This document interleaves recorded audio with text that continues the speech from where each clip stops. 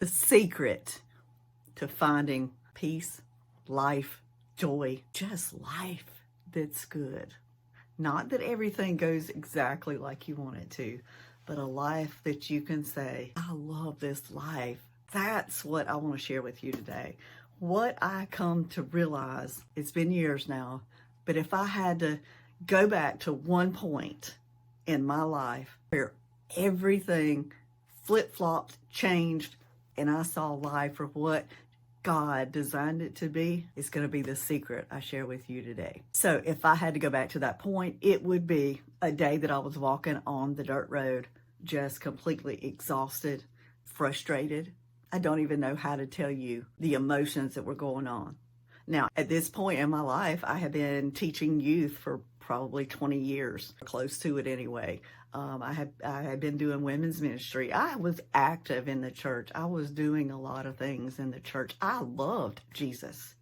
I wanted to know him like I heard a lot of other people talk about their relationship with him. I wanted that more than I wanted anything, but I didn't have it. I had a relationship with Jesus, yes, but it was not one of, just a love, a knowing where I knew I was hearing his voice, not my own, where I knew teaching, I was studying, okay? But this is where I want to share what changed everything for me. Now, this is personal for every person that comes to Jesus.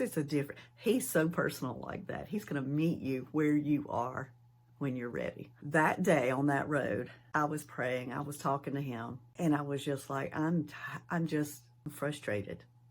I want the joy, the peace, all the fruits. I want all the things that I read about and hear about in the Bible. But my personal life, full of blessings, yes. And I am saved, going to heaven. That's the greatest blessing we will ever have. But if my life here, while I wait on eternity, is supposed to be full of life, peace, joy, gentleness, kindness, all of the things that I read about in your word, why don't I have? That was my conversation with him that day.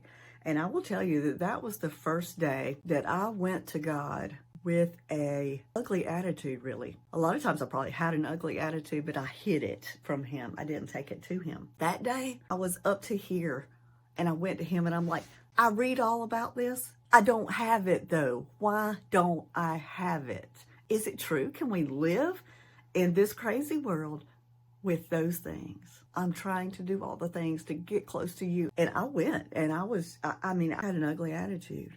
I was crying out. That's what crying out is. Taking all of the stuff and laying it at his feet and having a conversation with him about it. Not hiding it from him anymore. But I literally said these words as I walked on my dirt road. If this is all there is, I'm done. I don't want to do all the things if it's not going to bring me closer to you, period.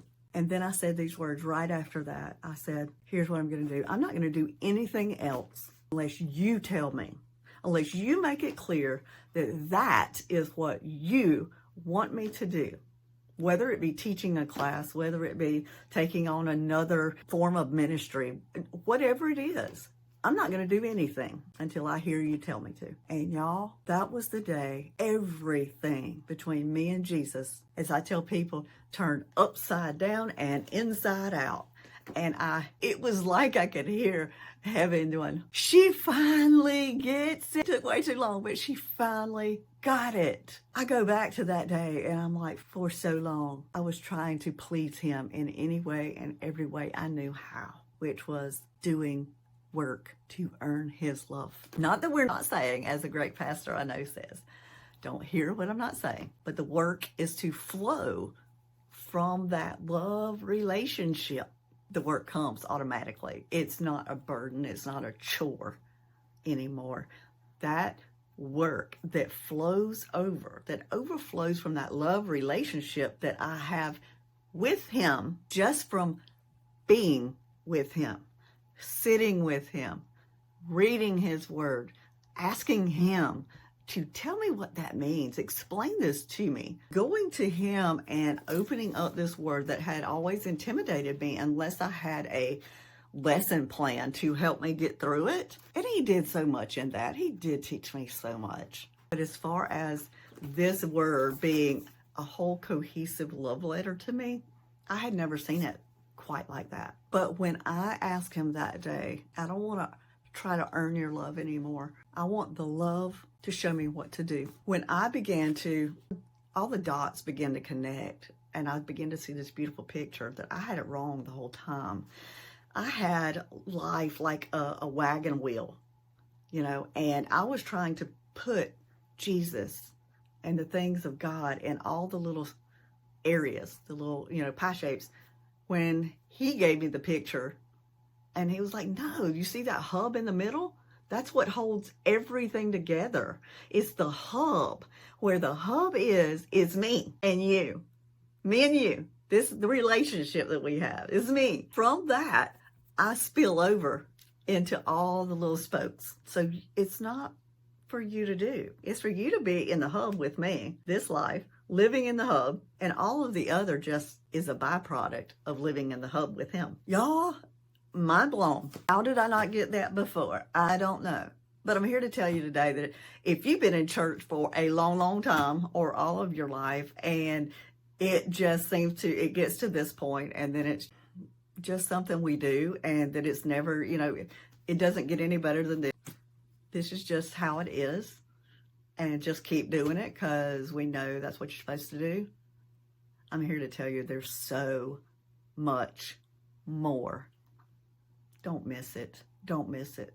Please don't live your life staying right here, because we will never exhaust what God has for us here right now while we wait on heaven. I know so many Christians that are just waiting to get to heaven. I will endure this drudgery of life because I know heaven's coming. I was not meant to live a wonderful life here. That's not why Jesus came.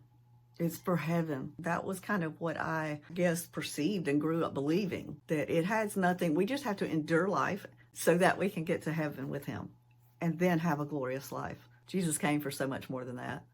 Jesus is bigger than that. Jesus gives us life worth living here today. No matter what's going on in your circumstances, he can give you that peace, joy, contentment, gentleness, kindness, self-control. It's one that we're still working on. All of that can be yours here, no matter what your circumstance is. That's who Jesus is, and that's what he wants to do for us. And I just wish I could package this up, this mind-blowing revelation of what happens when you take everything, who you are, what you're going through, what your heart hurts for, take it all. He wants it all. When you take all of that to him and just sit at his feet and just blah, like a little child that's overwhelmed, you will find a love like no one else in this world will ever be able to give, because he is love. He is not just full of love. He is love. That love makes you want to live with him, it changes your desires to be his desires, changes your will to want to be his will. Everything changes. I think I'll wait till the next one for the next big aha moment with him that really just took that and turned it up to turbo. And that is asking him to teach me his word, for him to teach me. Take away everything else I'd ever learned and go to the Bible, asking him to teach me what his word says. That'll be another video. Love y'all. Hope this encourages somebody. Don't ever settle for right here with the Lord. There is more than you will ever be able to experience this side of heaven. And I want every bit I can get. Come go with me, won't you? Love you. Bye.